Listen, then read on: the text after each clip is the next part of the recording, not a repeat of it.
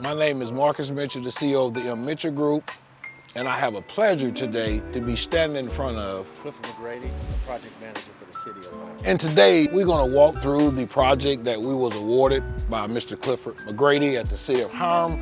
Going to walk through and just look at some of the things and kind of talk about the project. So follow us through.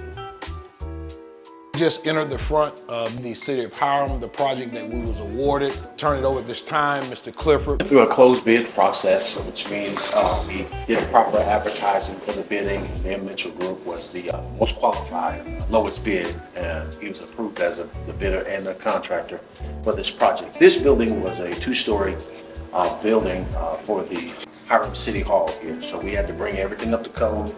The M. Mitchell Group, Marcus Mitchell and the team, they all knew what we had to do. We have run into some unexpected situations, but all things have been handled efficiently and with a high level of expertise.